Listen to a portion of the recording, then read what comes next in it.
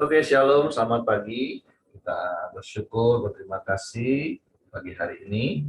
Kita boleh bangun lagi bersama-sama dengan tubuh yang diberkati, dengan kekuatan kesehatan yang baru yang datang daripada Tuhan. Sama-sama kita mau menghampiri tahta kasih karunia Tuhan dengan pujian, penyembahan, dengan rasa syukur dan hormat yang kita berikan bagi Tuhan. Sebab hanya Dia yang layak dipuji sembah. Bapa, kami bersyukur, kami berterima kasih kepadamu buat pemeliharaan-Mu dalam hidup kami. Sepanjang malam Kau lindungi jagai kami dalam tidur kami. Hingga pagi hari ini kami boleh bangun lagi dengan tubuh yang diberkati, dengan kekuatan kesehatan yang baru yang datang daripada-Mu. Untuk kami pakai lagi beraktivitas di sepanjang hari yang baru, di dalam penyertaan-Mu, di dalam perlindungan-Mu, di dalam pertolongan-Mu yang ajaib. Bapa, kami bersyukur, kami berterima kasih kepada-Mu, karena Engkaulah pengharapan kami, karena Engkaulah perlindungan bagi kami. Kami aman di dalam. Sebab itu pagi hari ini kami naikkan segala pujian, syukur, hormat dan kemuliaan hanya bagi-Mu. Pujilah nama-Mu Tuhan, Kaulah pengharapanku. Ku percaya hanya kepadamu, Yesus. Kaulah perlindunganku, Engkau yang selalu ku puji. Tuhan, Kaulah pengharapan kami. Tuhan, Kaulah pengharapanku. Percaya hanya kepadamu, Yesus. Kaulah perlindunganku, Engkau yang selalu ku puji. Mulutku penuh dengan pujian kepadamu, ya Yesus Tuhan. Sepanjang hari ku beri penghormatan kepadamu, ya Allahku. Tuhan, Engkaulah pengharapan kami. Tuhan, Kaulah pengharapanku. Ku percaya hanya kepadamu, Yesus. Kaulah perlindunganku, Engkau yang selalu ku puji. Mulutku penuh dengan pujian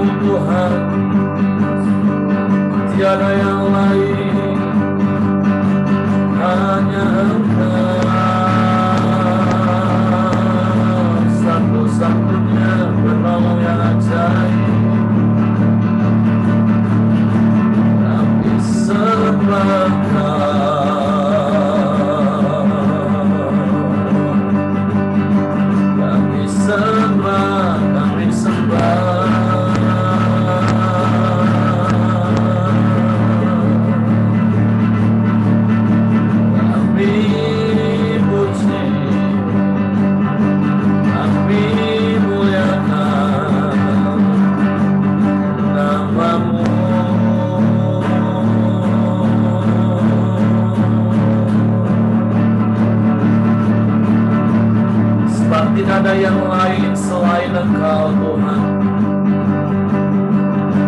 Hanya kepadamu hati kami percaya. Hanya kepadamu kami berharap dan berserah. Sebab aman di dalam-Mu.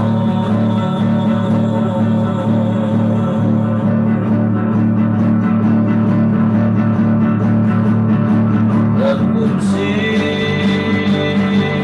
nama-Mu. Terpujilah nama-Mu.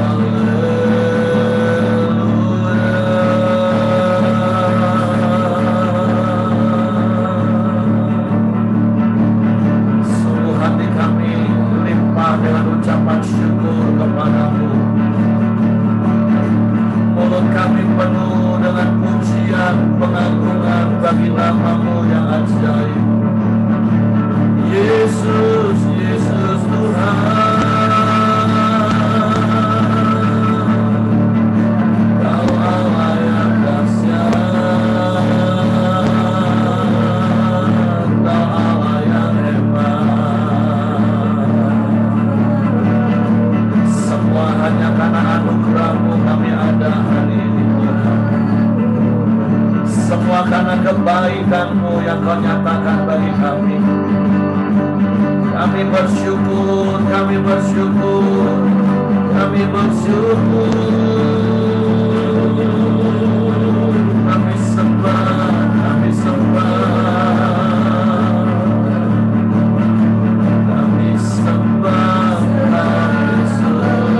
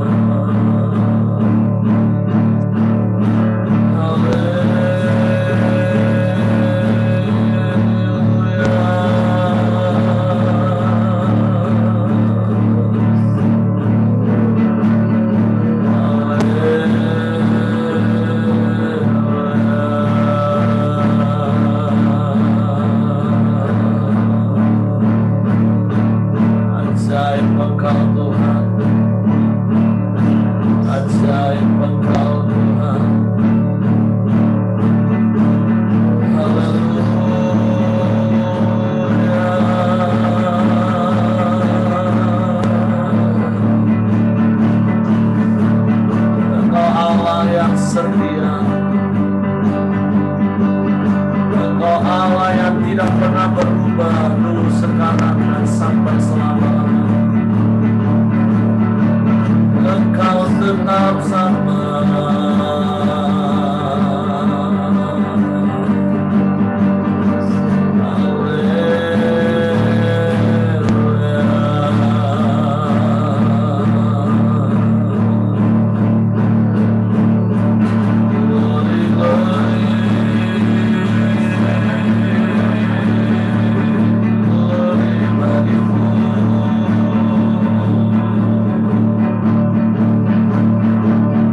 Percaya hanya kepadamu Tuhan.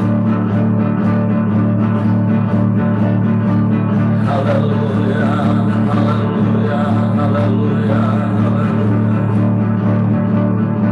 Terpujilah namamu,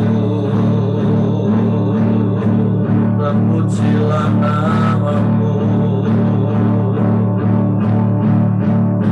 Haleluya, haleluya, haleluya.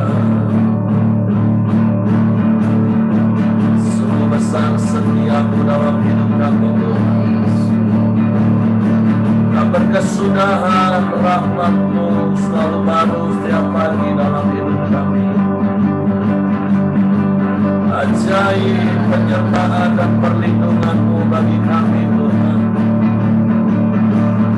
Kami bersyukur, kami bersyukur.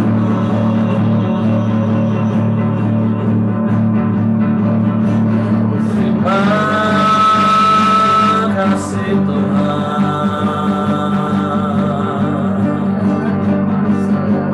Terima kasih.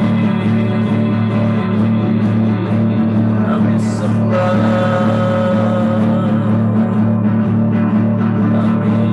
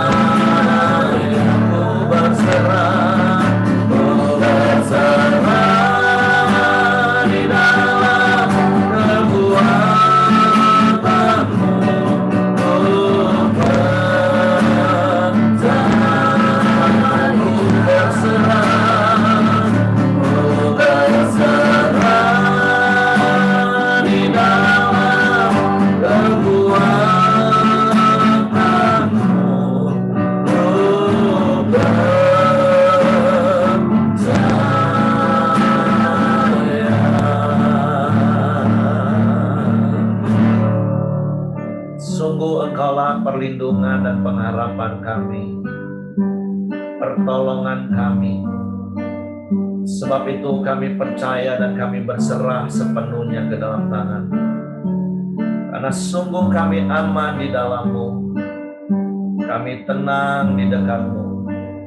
Karena Engkau Allah yang sanggup melakukan segala perkara bagi kami. Sebab itu kami mau terus tinggal di dalam-Mu dan firman-Mu di dalam kami.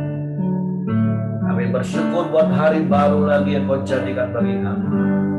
Terima kasih buat satu hari lagi kesempatan hidup yang Kau beri bagi kami.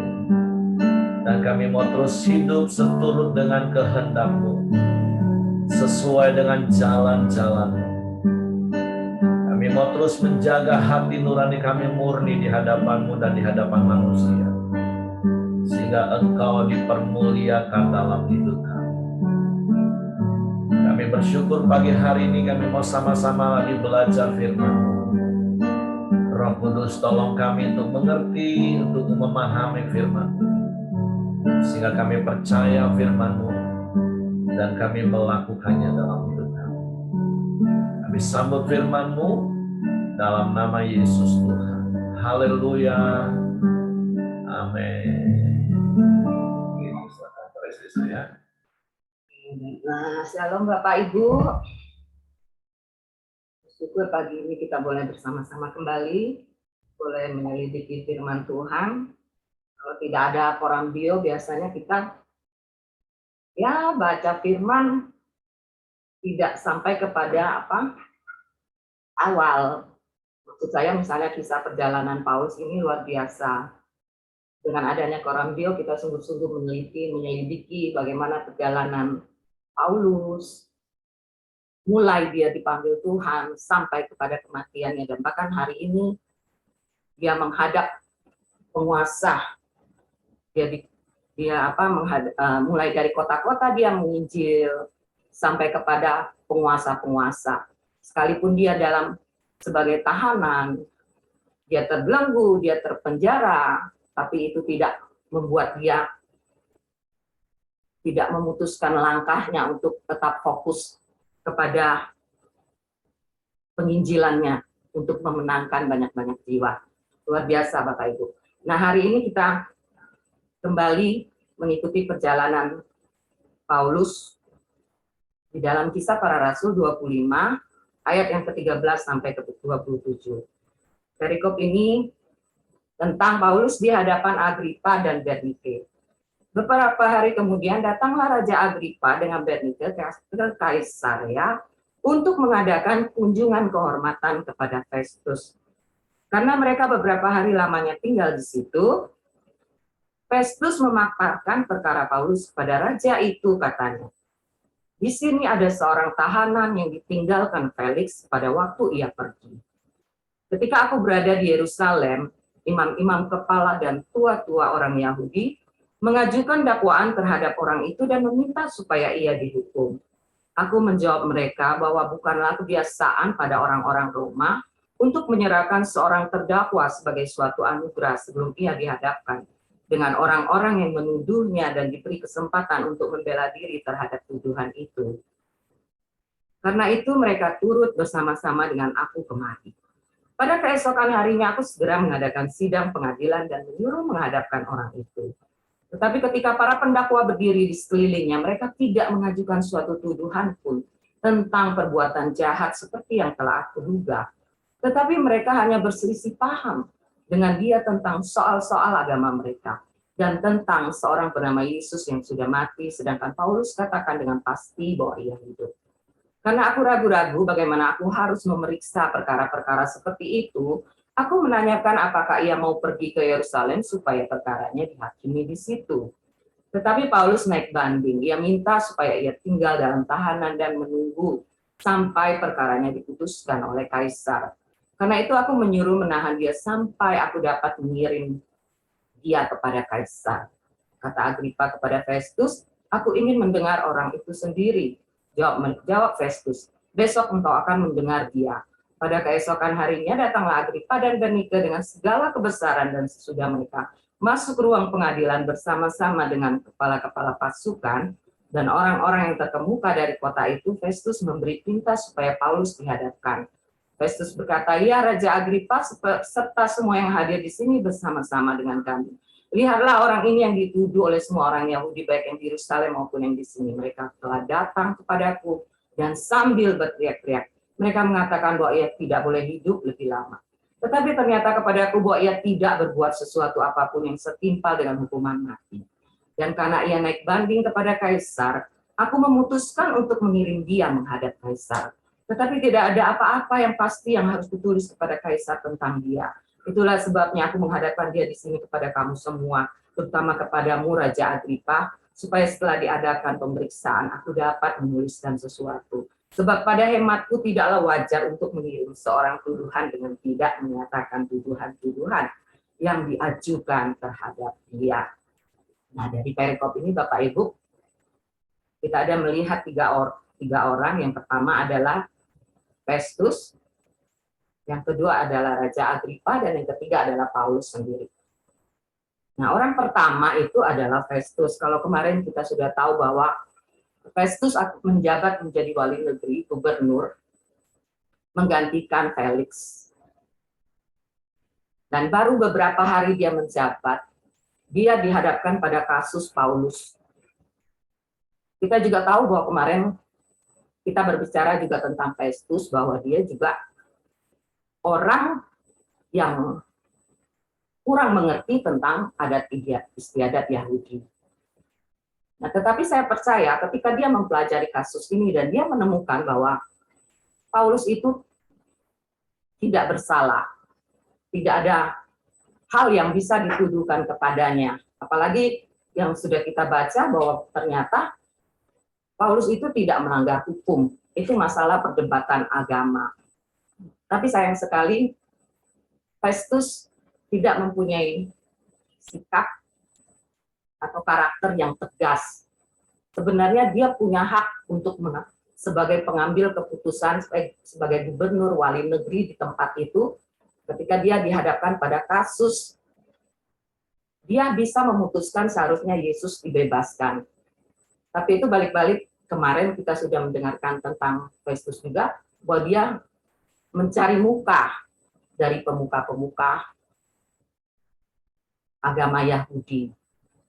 Dan juga dia menghadapi, dia baru menjabat, baru beberapa minggu, dan dia dihadapkan pada kasus Paulus.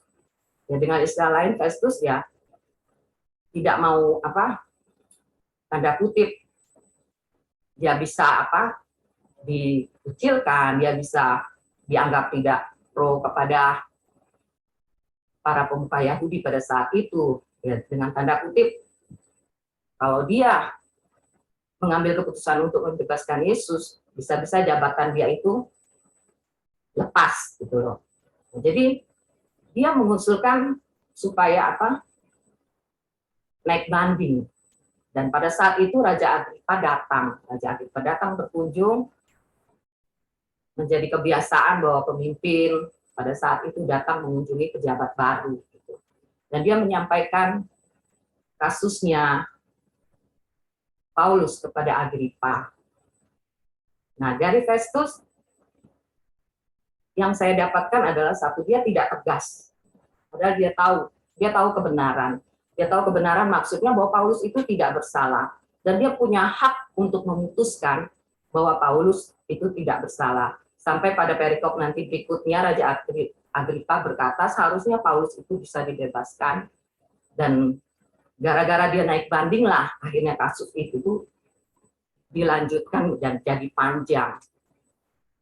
Dan saya juga agak berpikir bingung juga ya. Biasanya kalau kita di sini orang naik banding itu setelah ada putusan, misalnya ada ada keputusan lah, bahwa misalnya dia harus dipenjara berapa tahun, apakah akan dihukum mati atau apa. Tetapi ini tidak. Putusan belum ada, tetapi sudah ada naik banding gitu. Nah, terus yang kedua, orang yang menjadi sorotan yang kedua dalam perikop ini adalah Raja Agripa. Raja Agripa nanti kita di perikop berikutnya, dia mendapat kesempatan untuk mendengarkan kesaksian pembelaan Paulus. Dan kita tahu sama-sama Paulus ketika dia menyatakan pembelaan itu sebenarnya dia bukan membela diri. Misi dia itu tetap menginjil.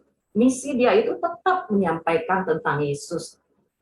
Dan Raja Agripa adalah bangsa Yahudi yang sangat mengetahui tentang Taurat, tentang pokoknya dia termasuk orang ahli tentang adat istiadat Yahudi. Tetapi bagi Paulus yang terpenting adalah sekalipun dia tahu tentang semua hal itu, yang terpenting bahwa tentang Yesus itu yang harus disampaikan. Nanti kalau pada perikop berikutnya Raja Agripa berkata, hampir saja ketika Paulus bersaksi tentang Yesus dan menceritakan tentang Yesus, menceritakan bagaimana perjalanan pertobatan dia dan meminta pendapat apakah dia bersalah ataupun tidak, bagaimana dia hanya menyaksikan tentang Yesus, Raja Agripa berkata, hampir-hampir saja kamu menjadikan aku Kristen. Berarti perkataan Paulus itu masuk. Tapi tidak tahu cerita berikutnya, sangat disayangkan apakah kasih karunia keselamatan itu didapatkan oleh Raja Agripa. Nah, jadi sudah dua tokoh ini, Raja Agripa yang mendapat kesempatan tentang Injil, tetapi dia tidak mau menerima Injil. Terus tokoh yang ketiga, tokoh yang sangat kita kagumi, tokoh yang harus kita menjadi panutan selain Yesus, itu adalah Paulus. Seperti sudah saya katakan bahwa Paulus itu sangat fokus dengan apa yang Tuhan amanatkan kepada dia. Jadi setiap apapun dia tidak, kalau kita mau berpikir dengan perjalanannya Paulus bertahun-tahun, dia sudah banyak mengenal orang. Kalau mau dibilang dia bisa lobby-lobby, dia bisa ngomong gitu ke orang-orang. Tetapi fokus dia tidak untuk membela diri. Sekalipun dalam situasi yang sungguh sangat terjepit, bahkan dari tahanan kepada penjara, satu ke penjara yang lain, dia tetap fokus untuk menginjil.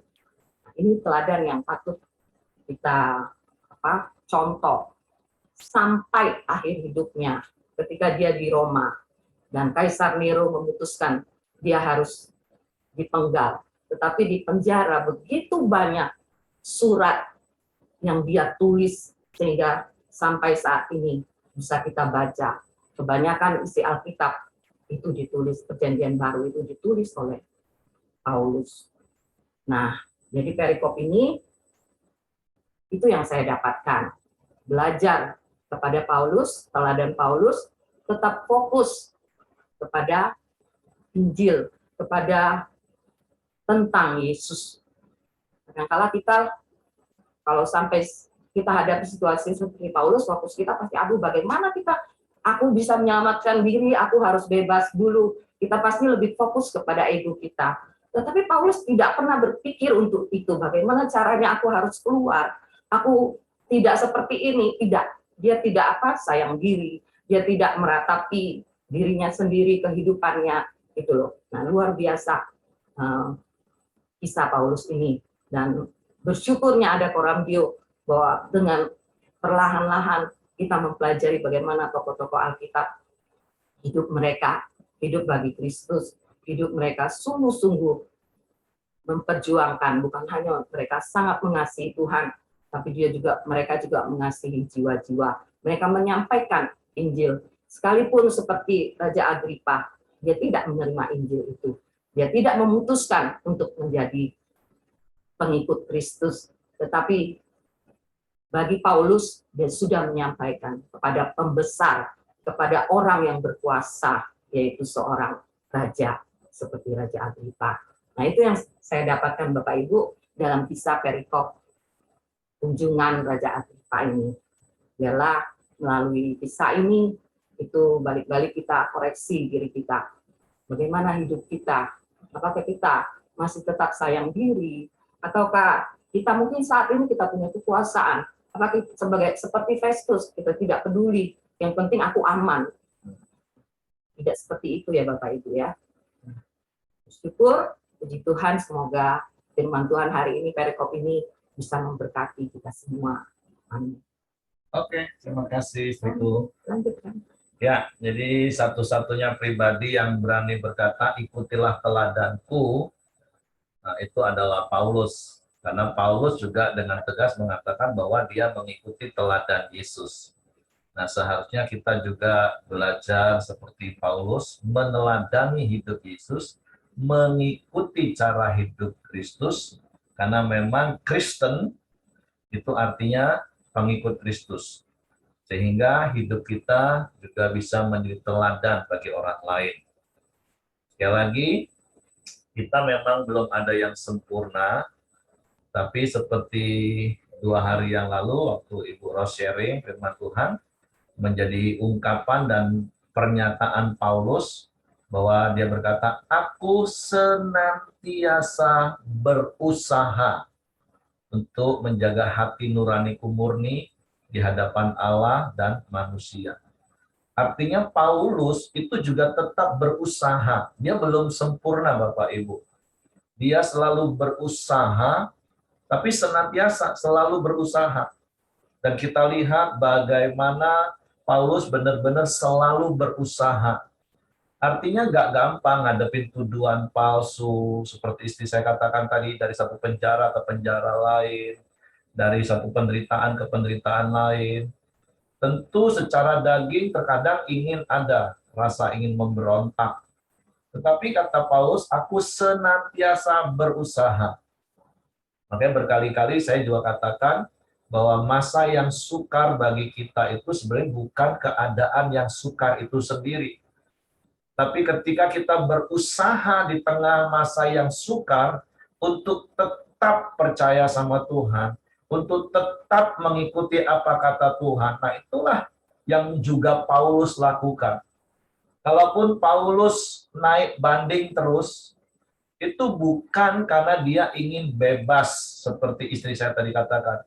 Bukan ingin bebas artinya karena dia sayang diri, karena dia fokus dengan dirinya. Enggak. Tapi Paulus juga tahu haknya, tapi dia juga tahu hidupnya dalam tuntunan Tuhan. Ketika ketemu dengan orang-orang penting, dia tetap fokus. Bukan untuk semata-mata mencari belas kasihan, supaya dia dibebaskan. Enggak.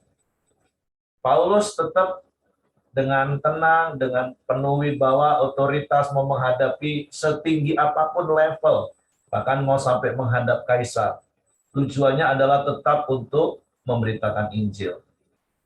Nah, kita belajar dari Paulus menjadi orang yang fokus dengan visi. Nah, saya nggak tahu apa visi Bapak Ibu dalam hidup ini secara pribadi, secara keluarga. Tapi orang yang punya visi itu yang akan tetap kuat. Karena firman Tuhan katakan, oh, umat kalau nggak punya visi, itu jadi liar. Hidupnya penuh keraguan, hidupnya nggak punya arahan yang jelas. Tapi orang yang punya visi, bisa lemah nggak? Bisa menghadapi tantangan. Tapi ketika dia kembali fokus kepada visi, itu akan membuat dia kembali kuat. Makanya sekali lagi kata kunci dari apa yang Paulus katakan, aku senantiasa berusaha. Dan saya berdoa setiap kita juga setiap hari senantiasa berusaha. Ya seperti pagi hari ini Bapak Ibu senantiasa berusaha dengar firman, sama-sama menyembah Tuhan. Karena untuk menjaga hati nurani murni, itu nggak ada cara lain selain kita 4M Bapak Ibu. Mendengar firman, merenungkan firman, melakukan firman, dan membagikan firman.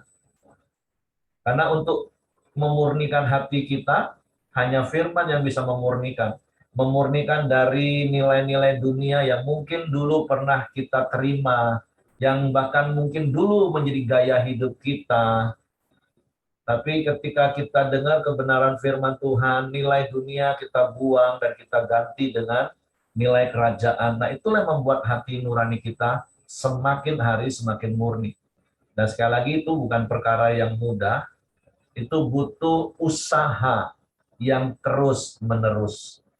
Makanya jangan pernah berhenti, karena orang yang punya hati nurani yang murnilah akan tetap setia sampai akhir. Dan ingat, Ukuran yang Tuhan cari dalam hidup setiap kita adalah bukan cuma sekedar dipanggil, bukan cuma sekedar dipilih, tapi yang setia, kata kitab Wahyu.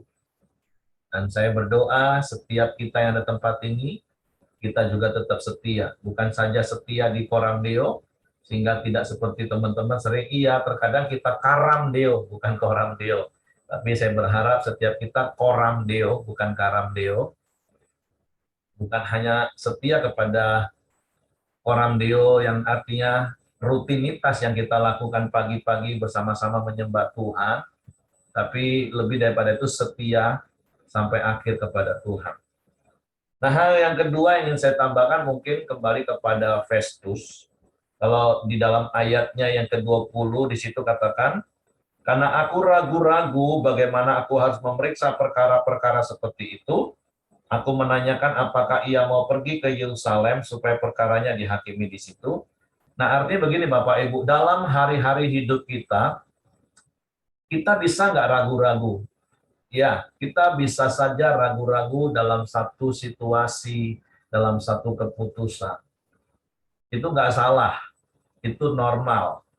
Tapi yang menjadi pertanyaan dan renungan dalam hidup kita itu adalah keraguan-raguan kita itu apakah itu memang murni karena kita tidak tahu, atau keraguan-raguan kita mengambil keputusan itu karena fokusnya untuk keuntungan dan keselamatan diri kita sendiri, ego kita. Sama seperti Festus, keraguan-raguannya itu bukan karena dia nggak tahu. Dia tahu betul Paulus itu nggak salah. Tapi ketika dia mau mengambil keputusan untuk membebaskan Paulus, dia ragu-ragu karena di satu sisi dia harus cari muka, menjilat bangsa Yahudi supaya posisinya aman. Nah, hal seperti ini yang nggak boleh terjadi dalam hidup kita.